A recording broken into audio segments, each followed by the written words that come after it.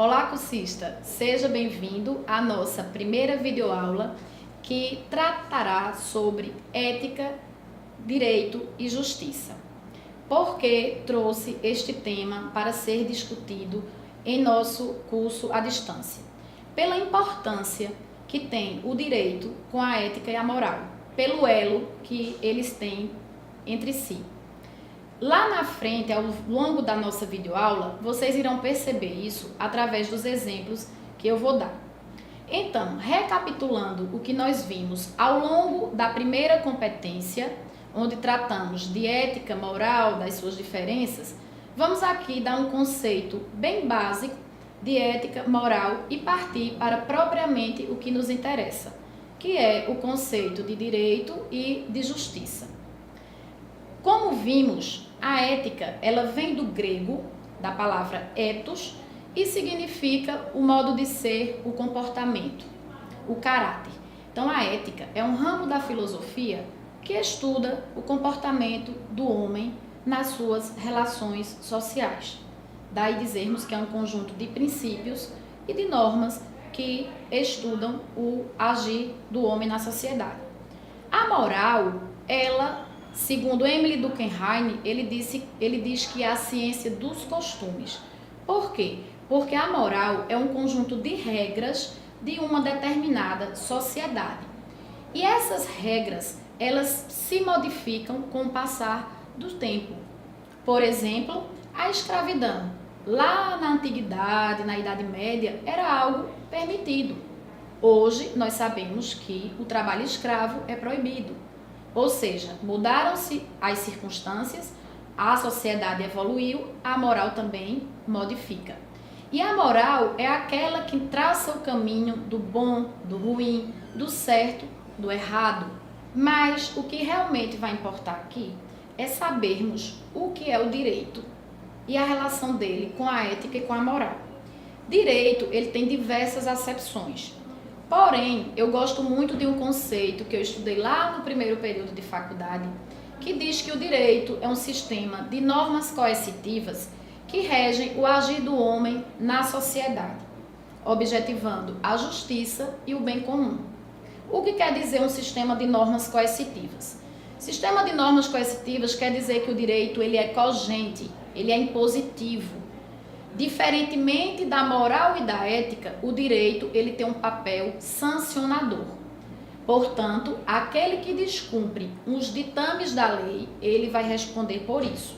Então, o direito ele tem esse poder cogente, esse papel de sancionar. E busca a justiça e o bem comum. Claro, a justiça é um objetivo do direito.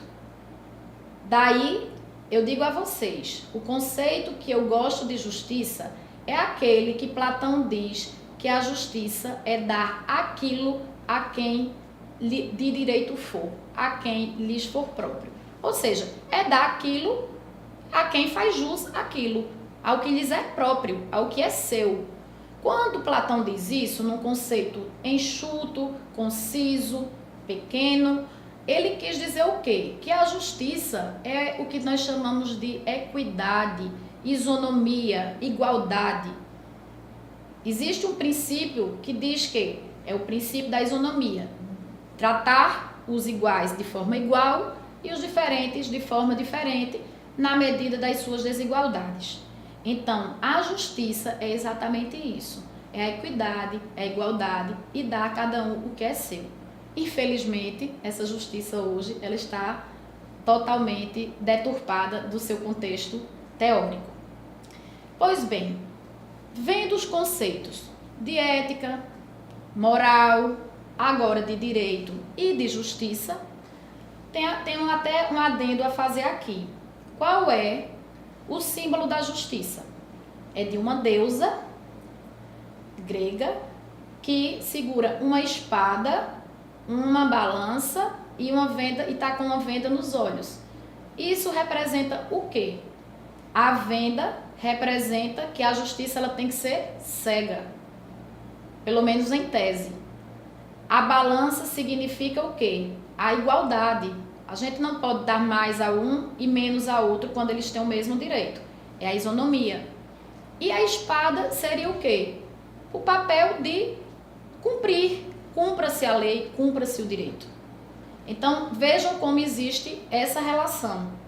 O direito e a justiça estão juntos. Por quê? Porque a justiça é o objetivo do direito. Mas aí eu deixo uma pergunta a vocês. Reflitam. Será que tudo que é justo, será que tudo que é de direito, que é legal, é justo? Vejam quantas decisões judiciais estão pautadas, obviamente, na lei, pelo princípio da legalidade, e quantas destas são injustas. Quantas pessoas, muitas vezes, não recebem uma sentença e ficam revoltados por achar que o juiz não foi justo na aplicação da pena, ou no direito que aquela pessoa deveria ter, pelo menos. Então, percebam que uma coisa é o que é legal e outra coisa é o que é justo. Deveriam andar juntas, porém, na prática, a coisa é diferente. Vou dar mais um exemplo. Trabalho com crimes de violência doméstica contra a mulher, com a Lei Maria da Penha. Estou cansada de ouvir pessoas, mulheres, chegarem à delegacia, verem os seus companheiros, maridos, namorados, sendo soltos após o cometimento de uma grave infração, por exemplo, uma lesão corporal de natureza relativamente grave, e escuto, elas me perguntam, por que vai ser solto? Vai ser solto não é porque eu, ou A, ou B, ou C quer, ou querem, vai ser solto porque a lei diz que os crimes previstos na Lei Maria da Penha são afiançáveis. Então, se aplica uma fiança, se arbitra e o acusado, ao pagá-la, responderá ao processo em liberdade. Então, vocês percebem, gente, como a legalidade, como o direito e a justiça nem sempre estão atingindo a finalidade a qual deveria. Ou seja, é legal, mas é justo? Então, eu quero que vocês reflitam um pouco sobre essa questão. Eu gosto muito da teoria de Miguel Reale. Miguel Reale é um justo filósofo que no final dos anos 60 criou a teoria tridimensional do direito. O que é que diz a teoria tridimensional do direito? O direito seria uma pirâmide onde nesta consta fato, valor e norma. O que é que Reale quis dizer com isso? Que o fato são as circunstâncias, isso aí é óbvio, é a realidade social. O valor é o direito como um valor de justiça, são os atributos que você dá àquele fato. Você deve valorá-lo ou não valorá-lo. E aí, dado o fato, valorado o fato, cria-se a regra, cria-se a norma, cria-se o direito. Entendem? Portanto, Miguel Reale, ele atribui o fato à realidade social. E daí ele fala quem é estudante de direito ou quem já se formou, com certeza estudou essa teoria.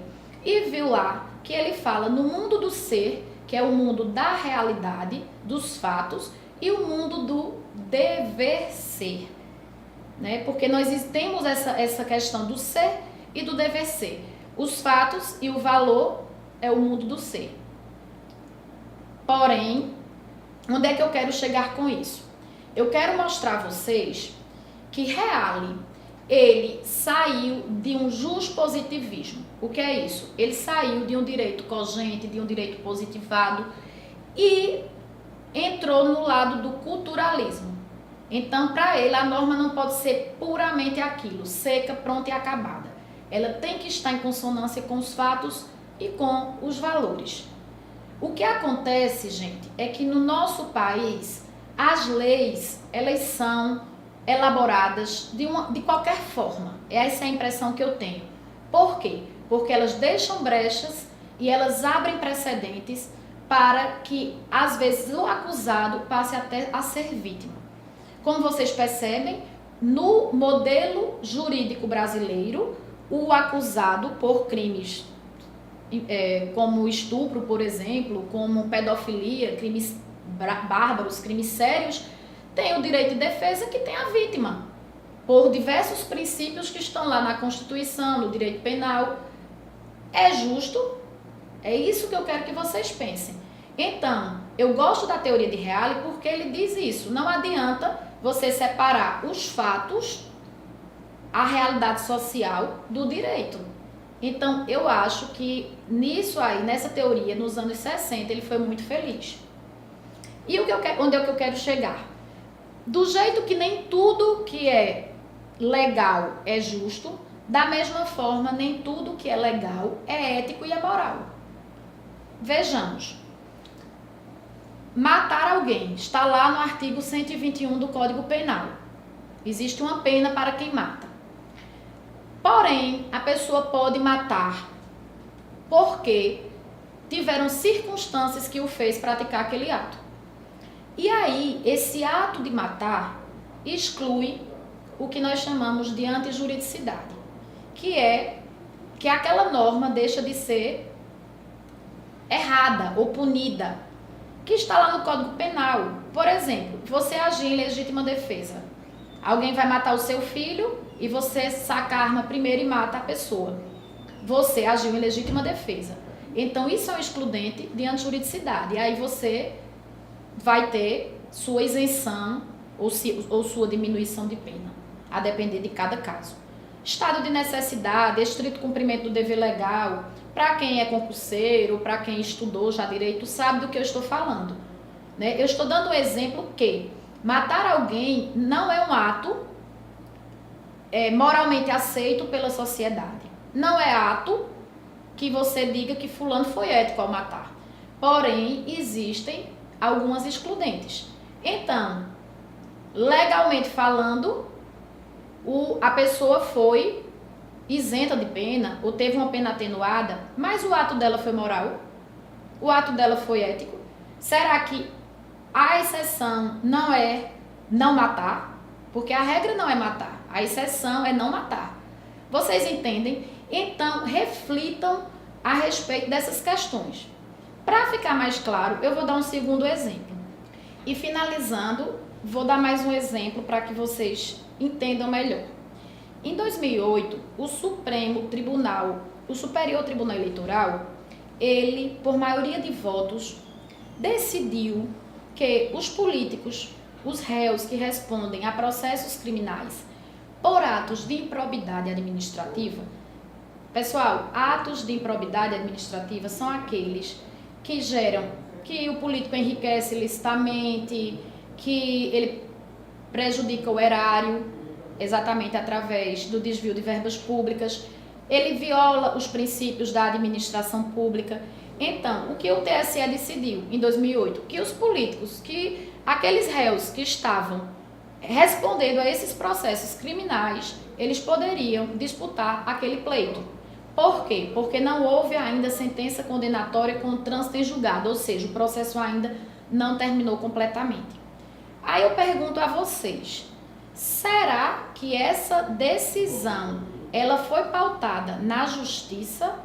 Será que principalmente está pautada na ética e na moral? Porque vejam, eles podem ter arguído inúmeras coisas. A questão constitucional do princípio da presunção de inocência, do princípio do contraditório e da ampla defesa, o fato de você não ser considerado culpado até uma sentença condenatória com trânsito em julgado. Então, que existiam argumentos legais para isso, existiam. Mas, se nós formos analisar, a gente percebe que não é uma coisa ética e não é muito menos moral. E aí, depois de tudo isso, foi que em 2010 veio a lei da ficha limpa, porque começou a confusão a partir desse momento. Então, gente, o que é que eu quero mostrar a vocês através desses exemplos? De matar e através de um exemplo de ato de improbidade administrativa. Eu quero dizer para vocês que lei no nosso país a gente tem bastante. O que falta é realmente aplicá-la, porque a sensação que nós temos é que a impunidade reina. E principalmente termos leis que sejam voltadas à realidade social lá de Miguel Reale, como eu falei anteriormente. que sejam fatos valorados e que tenham uma norma que, sendo posta em prática, seja cogente, seja aplicada e não gere essa impunidade que nós estamos vendo aí. Eu costumo dizer, gente, que a moral, ela é limpa, ela é cristalina, ela é incolor e ela é inodora. A moral, ela não é suja, porque se ela for suja, se ela for totalmente diferente disso, ela deixa de ser moral. Portanto, eu quero que vocês reflitam e tragam mais e mais questões para nós discutirmos nos fóruns a respeito deste tema. E lembrem-se, nem tudo que é legal é moral, nem tudo que é legal é justo. Para finalizar, quero deixar para vocês uma mensagem do jurista e saudoso Rui Barbosa, que eu acho que tem tudo a ver com este momento de crise que o país está vivendo, de crise ética, de crise moral, de crise nas relações políticas, na economia, na saúde, na educação. Para onde a gente se vira, a palavra é crise. E essa frase diz muito desse contexto atual que vivemos e tem tudo a ver com o nosso curso. Ele diz: de tanto ver triunfar as nulidades, de tanto ver prosperar a desonra, de tanto ver crescer a injustiça, de tanto ver agigantarem-se o poder nas mãos dos maus, o homem chega a desanimar-se das virtudes, a rir-se da honra e a ter vergonha de ser honesto. Obrigada.